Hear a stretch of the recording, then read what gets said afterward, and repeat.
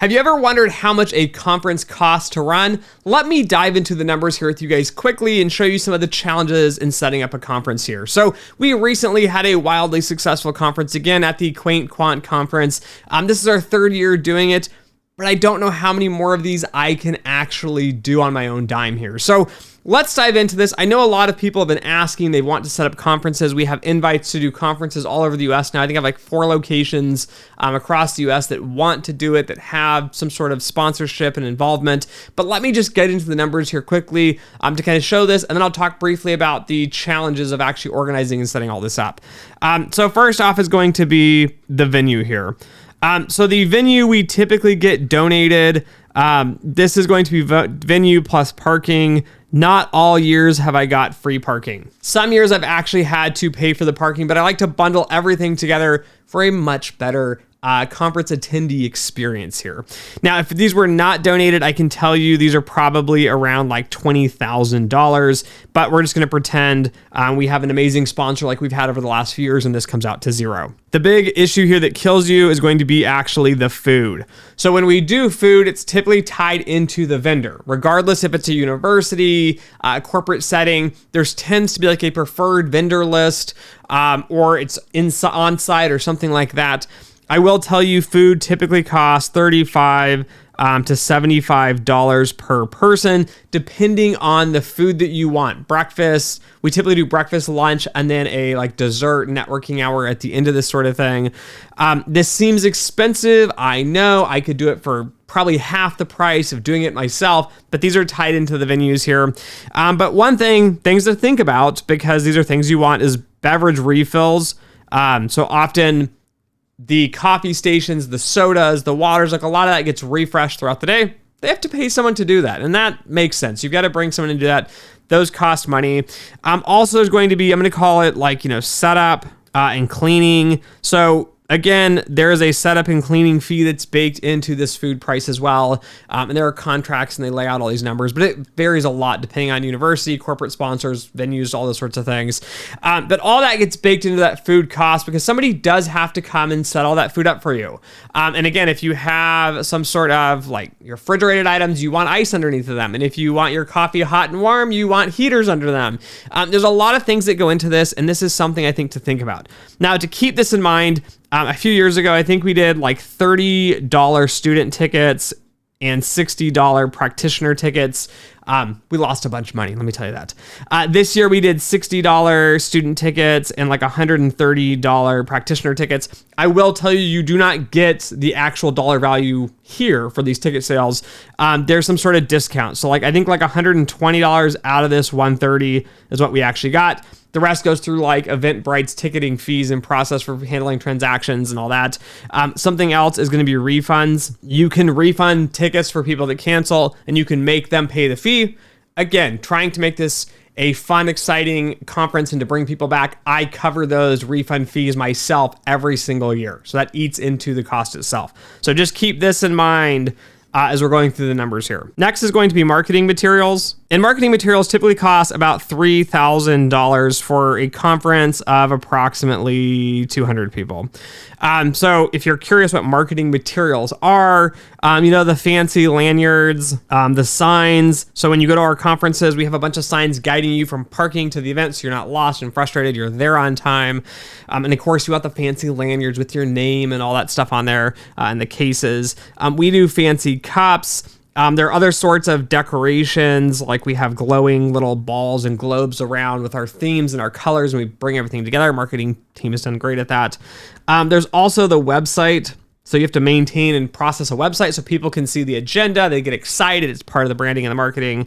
And then I was going to put in et cetera, because there are a bunch of small things that end up going into this as well, such as banners, flags, like just a bunch of stuff that ends up getting baked into this kind of marketing material here. Now you can recycle these some years, but like lanyards and cups and some of the decorations you have to print every year. So that's something to consider there. Next is going to be the marketing staff and organization. Typically there are some ads that are paid for. I don't like to pay for ads. A lot of this paid ads, I would say for me, is not necessary. But if you're doing a conference, you're going to have to pay this. Even on some of the conferences we've done, we've spent money on ads, and that comes in at about $1,000 for paid ads and that sort of process. And then your time. So my time, this is Dimitri's time for organizing these, comes in at about 200 hours. And my actual comped rate, what I've worked at, what I bill at and all that for my consulting is about $150 per hour. And that puts us at about $30,000 of my time to organize a conference. Now, the reality is I have not gotten paid to do these. I've been working full time with some of the sponsors as well. So I was being paid salary, which helped comp that. But this year, for example, I donated $30,000 of my time for the conference itself. Again, this is not sustainable. And then you have marketing staff, and marketing staff is going to come in at, I don't know, like 100 to maybe 200. You tend to have a few different people doing things like updating websites and all of that.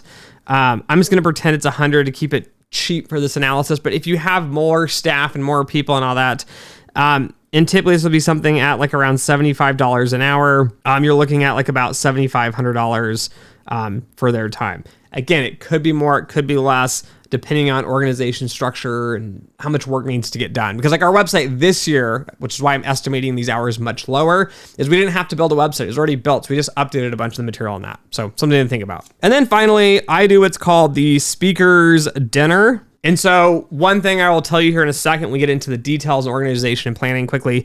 I do a speaker's dinner as a thank you. Our speakers come for free. I do not pay any speaker to travel or anything like that. This can cost with tip, food, and everything for approximately like 25 to 35 people is about $2,500 to $4,000. Okay. So let's just add these up quickly. I will tell you the final estimates on this, depending on variability and all that, and about 200 people is going to be $51,000 to $60,500.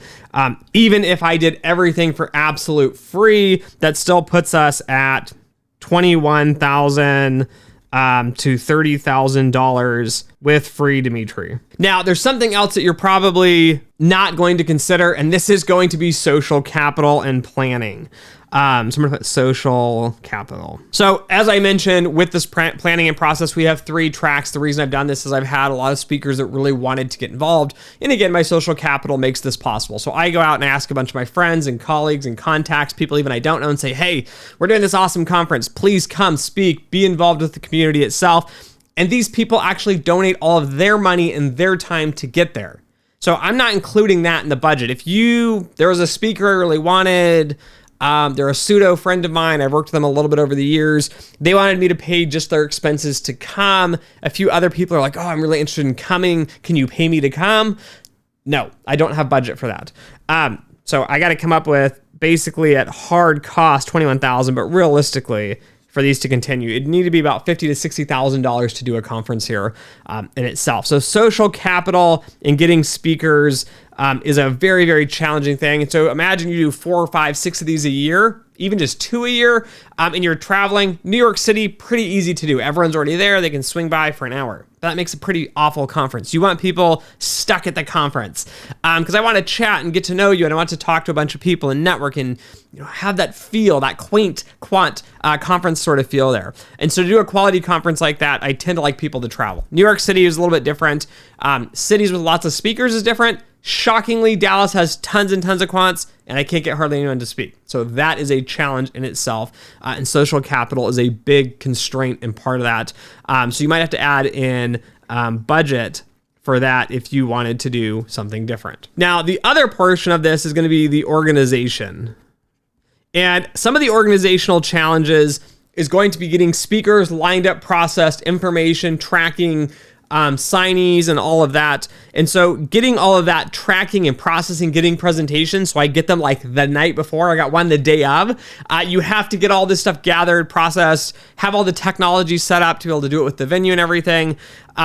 Tracking people is the number one time constraint. So when you look at my hours over here at 200 hours, that's me chasing down speakers and doing a bunch of these other things with like sponsors, so sponsor tracking and sign up and all that, okay? Now, the other piece of this to think about is free tickets. So I wish I could tell you every ticket we had was paid for, but they're not. The speakers, for example, get free tickets. So that costs money. The other thing we have done is I've done academic ticket giveaways. So I will say, I'm going to give away X amount of 10 tickets for Lehigh University, and they're going to sponsor this, or Berkeley, or CMU, or Rutgers, for example. Like, you get all these schools involved and they say, we're going to donate money. And so I give them a discounted price as well to make it worthwhile for them. There are some other marketing and data sharing on the back end of that happens to help encourage people to sponsor and be involved with the conferences. But I have to give out those tickets, and those tickets come at a loss as well, typically with the cost of food and everything. I try to sell those at cost though, so we don't typically have too many issues with profitability. But again, you will have giveaways and you have all of your speakers, okay? So speakers is a big one. If you have, like I had 22 speakers, I think at this last conference, that's 22 tickets now I have to cover the food costs for. Think about that, and the lanyards and the marketing and all that stuff. So that's challenging. The other part of that tends to be the venues as well. So encouraging venues and getting involvement, you will tend to give away tickets to the venue as well to help encourage them to get involved and bring more people together and have a great community and get your attendee numbers to where you want them at. So you're going to have to either spend a lot more money here on your paid ads. You're going to have to spend a lot more time, which is more than I have. So I end up emailing a bunch of people, and I look through my contacts, and that takes time, and I find the contacts and do all that. All of that takes a lot of time, organization, and prep as well. And so when you bring all this together, now you have to go find sponsors, as I mentioned as well. And you have to pitch like, hey, I'd love for you to be a sponsor. Like, please come support this quant community. And they want a table, and they want to set up, and they want to come to the speakers dinner, which is awesome. You get some great involvement. These are all like wins here, right? And then a lot of speakers are like, well, this just isn't really big enough. And well, Dallas isn't really New York City. And so then you're like haggling behind the scenes, trying to get people to come. And so then you say, okay, I have a table price. Now I'm going to do a half table price. You're starting to negotiate and barter, trying to get people to come and support this, because I've got this big bill of $51,000, actual cost $21,000, something like that, you're trying to cover. And ticket sales will come in at probably about, probably about between the student range and the practitioner range. You're much, much closer to the student range. And you have that ticket price you're trying to cover. It is very, very challenging. So organizing, managing, marketing, getting the word out is extremely hard and challenging. I make it look fairly easy, to be honest with you guys, because I have an enormous YouTube channel, which I have spent hundreds of thousands of dollars producing and creating and putting on content for, and bringing in speakers and doing this full jazz. And that's also been a big loss, right? But that is what supports a lot of these conferences, with the branding and the marketing and really getting things put together. So that is what it takes to put on a conference.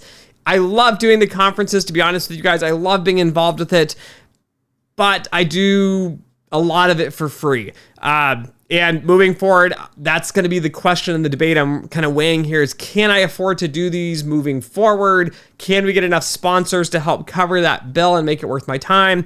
If I go back to the industry full time, I can't take off 10 hours a week for 5 weeks to actually plan, orchestrate, and put together a conference, because I'll typically be running a bigger team at a bigger firm here. So things to think about, challenges to face, but there are reasons why you throw a conference. There are benefits to it. The networking opportunities, the people you meet are all definite wins that come out of conferences and conference planning. So thanks for listening. If you found this helpful, don't forget to check out our membership only channel here on YouTube for exclusive content. Like, share, and subscribe to help kind of generate the brand, share some of the ideas in these videos as well. Thanks for watching. And as always, until next time.